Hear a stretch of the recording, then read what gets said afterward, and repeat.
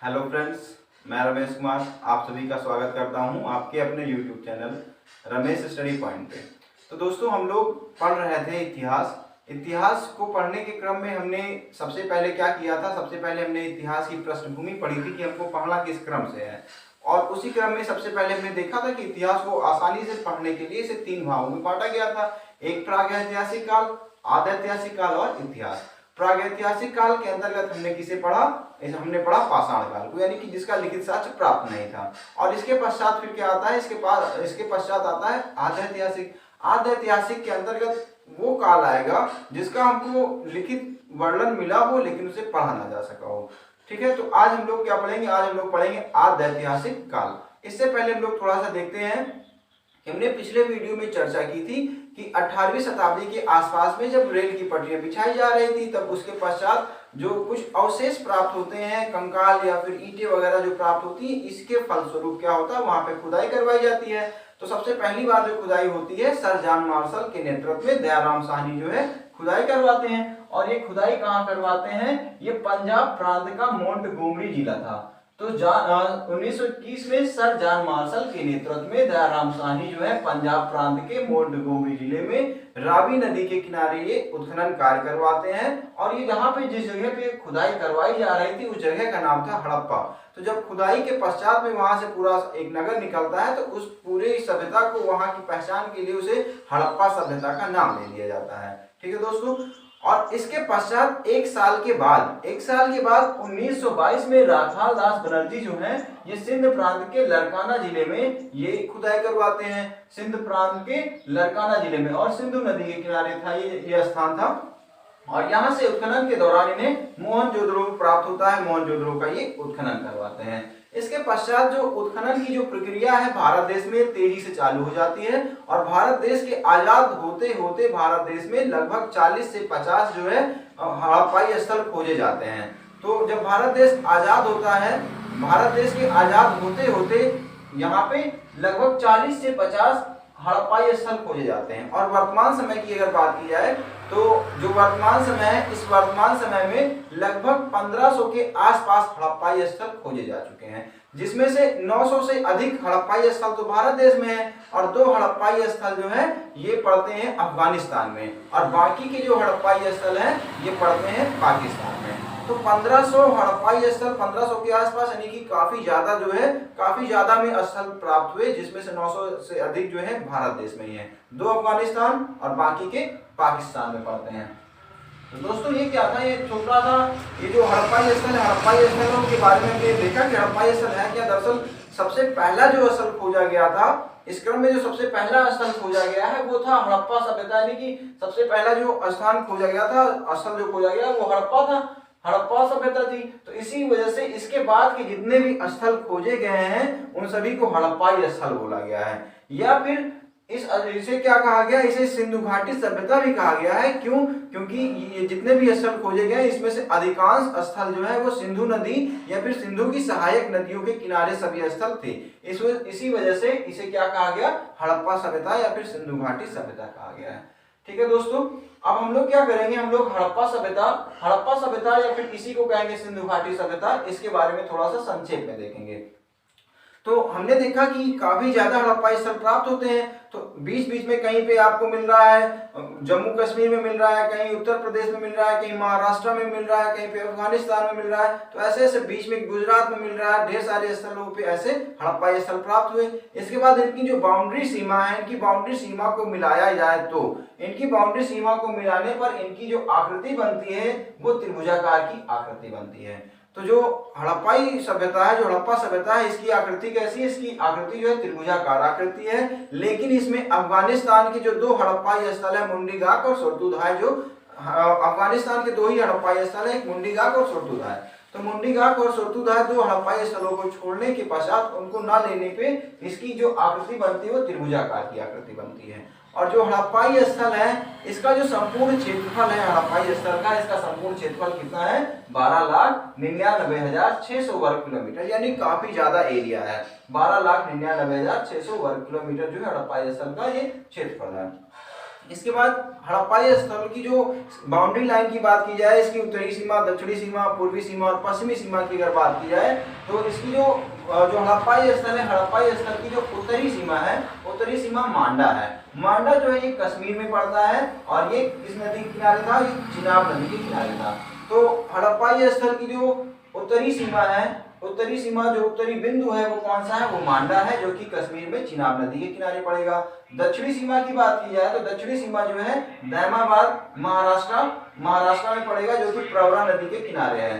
तो इसकी जो दक्षिणी सीमा है, दक्षिणी सीमा कहाँ पड़ेगी, दैमाबाद महाराष्ट्र प्रवरा नदी के किनारे पड़ेगी। इसके पश्चात जो हड़प्पाई स्थल है, हड़प्पाई स्थल की पूर्वी सीमा जो है, हड़प्पा सभ्यता की जो पूर्वी सीमा है, इसकी पूर्वी सीमा पड़ेगी आलमगीरपुर, जो कि पड़ेगा मेरठ उत्तर प्रदेश में, और ये आलमगीरपुर जो है ये हिंडन नदी के किनारे था। पश्चिमी सीमा की बात की जाए, पश्चिमी सीमा जो है सुल्तानगेडोर यानी अफगानिस्तान में पड़ेगी, जो कि दशक नदी के किनारे है।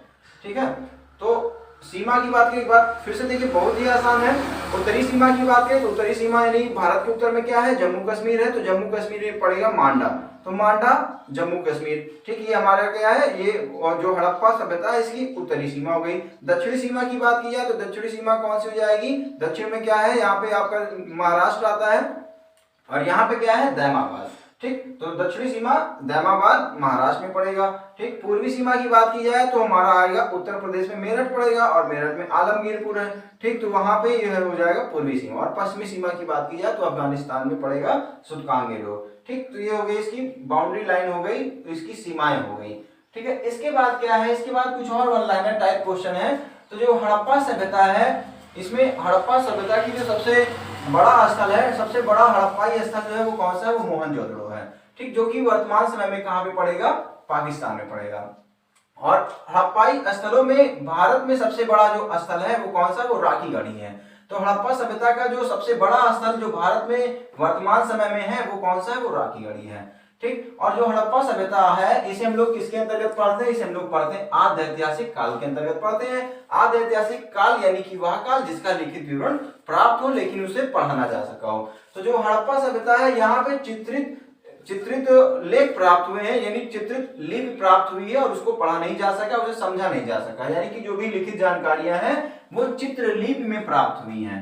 ठीक है, और इसके बाद अभी मैंने बताया था कि जो अफगानिस्तान है, अफगानिस्तान से केवल 2 हड़प्पाई स्थल प्राप्त हुए, एक मुंडीघाट और एक सोतुदा है। ठीक है, इसके पश्चात सर्वाधिक हड़प्पाई स्थल जो है वो किस राज्य में खोजे गए हैं, भारत का एक राज्य है गुजरात। तो भारत के राज्य गुजरात में सर्वाधिक हड़प्पाई स्थल खोजे गए हैं, गुजरात में। ठीक, तो और इसके पश्चात जो भी जितने ये हड़प्पाई स्थल खोजे गए, इन सभी हड़प्पाई स्थलों में एक देखा गया कि जो समाज की जो सबसे छोटी इकाई थी वो क्या थी, परिवार थी। और संभवतः जो यहाँ परिवार जो था या समाज जो था वो कैसा समाज था, मातृ सत्तात्मक समाज था, क्योंकि यहाँ से ढेर सारे कांसे के नृत्य की मूर्ति निकलती है और महिला यानी महिलाओं की ढेर सारी ऐसे स्त्रियों की ढेर सारी मूर्ति और प्रतिमाएं प्रतीक वगैरह निकलते हैं, जिससे अंदाजा लगाया जाता है कि यहाँ का जो समाज था वो मातृ सत्तात्मक समाज था। ठीक है, इसके बाद जो हड़प्पा सभ्यता है यहाँ से वर्ण व्यवस्था का प्रमाण नहीं मिलता है। यहाँ पे ये कोई भी वर्ण व्यवस्था का प्रमाण नहीं मिलता है, जैसे कि हमको आगे चल के देखने को मिलेगा कि वैदिक सभ्यता में हम लोग देखें कि उत्तर वैदिक काल में देखें कि समाज में वर्ण व्यवस्था है और ऋग वैदिक काल में भी वर्ण व्यवस्था रहती है।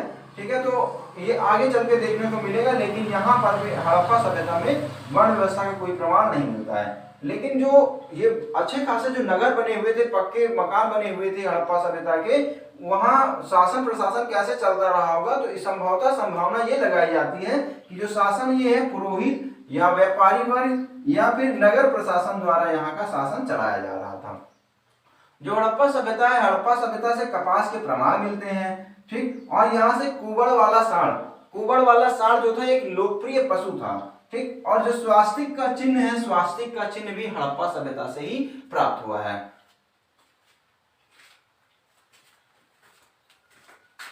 तो आइए दोस्तों हम लोग देखते हैं सिंधु सभ्यता या फिर हड़प्पा सभ्यता के अन्य नाम देखते हैं। तो इसे हड़प्पा सभ्यता नाम दिया गया है। हड़प्पा सभ्यता नाम इसको किस नाम से दिया गया, कैसे इसका नाम हड़प्पा सभ्यता दिया गया। तो ये जो हड़प्पाई सभ्यताएं जितनी भी हम लोग ने पढ़ी या फिर जितनी भी हम लोग आगे चल के पढ़ेंगे, इन सभी हड़प्पाई सभ्यताओं में जो सबसे पहली सभ्यता खोजी गई थी वो हड़प्पा सभ्यता थी। तो सबसे सर्वप्रथम जो खोजा गया स्थल था वो हड़प्पा सभ्यता था। इसी वजह से इसे इस पूरी सभ्यता को हड़प्पाई सभ्यता के नाम से संबोधित किया जाता है। तो इसे हड़प्पाई सभ्यता या हड़प्पा सभ्यता बोलते हैं। इसे सिंधु घाटी सभ्यता या सैंधव सभ्यता के नाम से भी जाना जाता है। दरअसल हड़प्पाई सभ्यताएं जितने भी स्थल खोजे गए हैं ये सभी जो है सिंधु नदी या फिर सिंधु की सहायक नदियों के किनारे पाए गए हैं। तो सिंधु या सिंधु की सहायक नदियों के किनारे पाए जाने की वजह से इन्हें सिंधु घाटी सभ्यता या फिर सैंधव सभ्यता कहा गया है। इसके पश्चात इस सभ्यता को कांस्य युगीन सभ्यता भी कहते हैं, क्योंकि इस समय के जो मानव थे या फिर हड़प्पा सभ्यता के जो लोग थे इनको कांसे के निर्माण की तकनीकी का ज्ञान था। ये लोग कांसा बना लेते थे।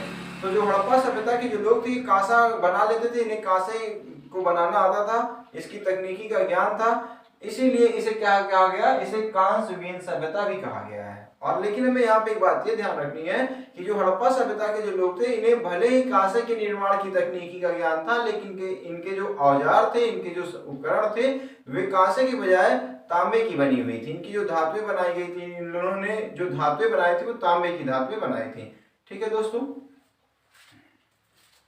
तो दोस्तों हड़प्पा सभ्यता के अध्ययन के पश्चात पुरातत्व विभाग ने इसके जो भी अवशेष है अवशेषों को देखने के पश्चात उसका बारीकी से अध्ययन करने के पश्चात हड़प्पा सभ्यता के बारे में जो भी जानकारियां दी हम लोग उसे पढ़ेंगे।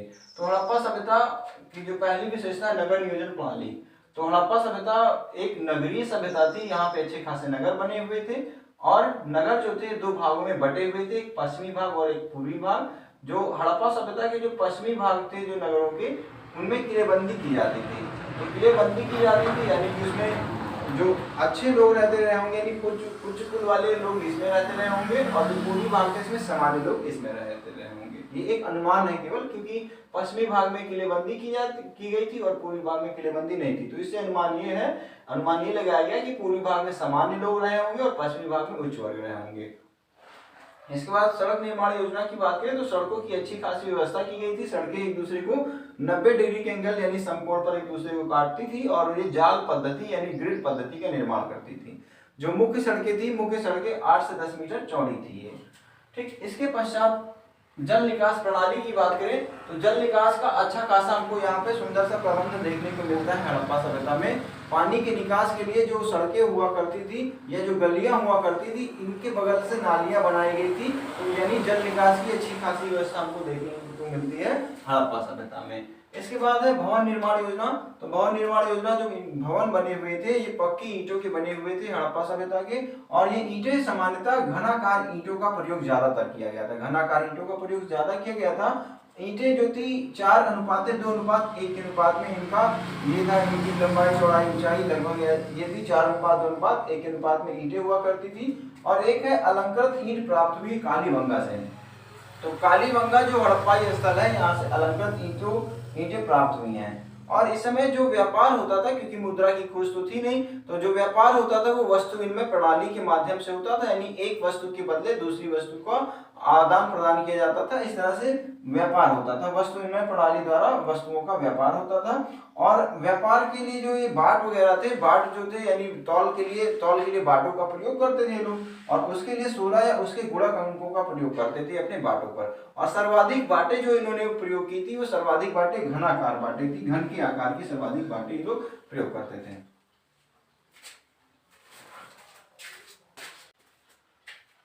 तो आइए दोस्तों अब हम चलते हैं सामाजिक जीवन की ओर। हड़प्पा सभ्यता का सामाजिक जीवन। तो हड़प्पा सभ्यता का जो समाज था वो मातृसत्तात्मक समाज था। हड़प्पा सभ्यता का समाज कैसा था? मातृसत्तात्मक समाज था। और हड़प्पा सभ्यता के जो भी स्थल खोजे गए हैं इसमें कोई भी धारदार हथियार नहीं प्राप्त हुए हैं, यानी कि कोई युद्ध वाले हथियार प्राप्त नहीं हुए, जिससे ये निष्कर्ष निकलता है कि हड़प्पा सभ्यता एक शांतिप्रिय सभ्यता थी। तो हड़प्पा सभ्यता जो थी ये एक शांतिप्रिय सभ्यता थी और यहाँ का जो समाज था वो मातृसत्तात्मक समाज हुआ करता था। इसके बाद आर्थिक जीवन की बात करें, हड़प्पा सभ्यता का जो आर्थिक जीवन की अगर बात की जाए तो इस समय अर्थव्यवस्था का जो मुख्य आधार हुआ करता था हड़प्पा सभ्यता में वो कृषि हुआ करता था। और इनकी जो हड़प्पा सभ्यता की जो मुख्य फसलें थी वे गेहूं और जौ। गेहूं और जौ हड़प्पा सभ्यता की मुख्य फसलें हुआ करती थी। कृषि इसका मुख्य आधार था। और कपास की खेती जो सर्वप्रथम कपास की खेती जो है हड़प्पा सभ्यता में ही प्रारंभ होती है। और जो यूनानी लोग रहते हैं, यूनानियों ने कपास को सिंडन कहकर पुकारा था। ठीक। तो कपास की जो खेती वो सर्वप्रथम कहाँ पे शुरू हुई? कपास की खेती जो है सर्वप्रथम ये कहाँ पे शुरू हुई? हड़प्पा सभ्यता में शुरू हुई और यूनानियों ने कपास को सिंडन कह के पुकारा। और मन का निर्माण काफी अच्छे लेवल पे मन का निर्माण होता था हड़प्पा सभ्यता में, ठीक, मनके का निर्माण होता था। इसके बाद में है अगला पॉइंट जो है धार्मिक जीवन। धार्मिक जीवन की बात करें तो जो हड़प्पा सभ्यता है, हड़प्पा सभ्यता के धार्मिक जीवन की बात करें तो यहाँ की ढेर सारी विशेषताएं हमारे हिंदू धर्म से मिलती हुई प्रतीत होती हैं, ठीक। तो हड़प्पा सभ्यता जो है हिंदू धर्म के समान ही इसमें ढेर सारी विशेषताएं थी। अब उस समय धर्म था या नहीं था ये बात अलग की है, लेकिन उसके जो ढेर सारी विशेषताएं वो हिंदू धर्म से मिलती हुई दिखाई देती हैं। और यहाँ पे मातृ देवी की उपासना की जाती थी, ठीक। धार्मिक जीवन के अंतर्गत ही हमने देखा कि हिंदू धर्म से समानताएं रहती हैं। हड़प्पा सभ्यता जो है वो हिंदू धर्म से काफी हद तक समान है। और इसके बाद में यहाँ पे मातृ देवी की उपासना की जाती थी। और एक मुहर प्राप्त हुई थी खुदाई के दौरान। उस मुहर में क्या था? सिर के बल खड़ी हुई एक स्त्री के गर्भ से पौधा निकलता हुआ दिखाया गया था और एक पीपल की दो शाखाओं के बीच से स्त्री को बीच में एक पीपल की दो शाखाओं के बीच एक स्त्री को दिखाया गया, ठीक। तो कुल मिलाकर के क्या शो कर रहा है? ये चीज शो कर रहा है कि जो मातृ देवी है या फिर जो स्त्री है इनको जननी कहा गया, इनको उर्वरता कहा गया, इन्हें वनस्पति की देवी कहा गया। तो इस तरह से जो मातृ देवी की उपासना की जाती थी, जननी या उर्वरता या वनस्पति की देवी के रूप में इनकी पूजा की जाती थी, इनकी उपासना की जाती थी। इस समय हड़प्पा सभ्यता में लिंग व योनि पूजन भी होता था, लिंग व योनि पूजन होता था। और हड़प्पा सभ्यता का जो लोकप्रिय पशु था वो कुकुटमान वृषभ। तो हड़प्पा सभ्यता का जो लोकप्रिय पशु था वो कुकुटमान वृषभ या फिर कुकड़दार बैल था। वृक्ष व नाग की भी पूजा की जाती थी हड़प्पा सभ्यता में। और हड़प्पा सभ्यता के अंतर्गत हड़प्पा सभ्यता में जो लोग मर जाते थे, जिनकी मृत्यु होती थी, उनका 3 प्रकार से संस्कार किया जाता था। एक पूर्ण समाधिकरण होता था, पूर्ण समाधिकरण जैसा कि वर्तमान में भी होता है। पूर्ण समाधिकरण के अंतर्गत क्या होता है? उत्तर की ओर सर किया जाता है और दक्षिण की ओर पैर करके तो जमीन के नीचे उसको शव को रख दिया जाता है। और आंशिक समाधिकरण में क्या होता था? आंशिक समाधिकरण में शव को खुले हुए आसमान के नीचे रख दिया जाता था। चील कौवे जो भी हैं, गिद्ध वगैरह, उसको मांस को खा लेते थे। फिर जो अवशेष बचता था अवशेषों को फिर दफनाया जाता था। तो ये कहलाता था आंशिक समाधिकरण। और दाह संस्कार यानी कि शव को जला दिया जाता था। तो दोस्तों आज के वीडियो में बस हम इतना ही देखेंगे। आशा करता हूं कि आपको मेरा वीडियो समझ में आ रहा होगा। और जिन भी दोस्तों ने मेरा पहले का वीडियो नहीं देखा है वो पहले का वीडियो देख लें, उसके बाद में फिर इसे देखेंगे तो उन्हें और अच्छे से समझ में आएगा, ठीक है दोस्तों। क्योंकि ये सारे वीडियो जो बनाए जा रहे हैं क्रम वाइज सीरियल वाइज वीडियो बनाए जा रहे हैं। तो दोस्तों हम लोग मिलेंगे अपने नेक्स्ट वीडियो में। जो हमारा नेक्स्ट वीडियो होगा हड़प्पा सभ्यता का पार्ट 2 वीडियो होगा। तो दोस्तों अगर मेरे वीडियो आपको अच्छे लग रहे हो तो मेरे चैनल को लाइक करिएगा, सब्सक्राइब करिएगा और अपने दोस्तों को शेयर करिएगा। मिलेंगे दोस्तों अपने नेक्स्ट वीडियो में। जय हिंद।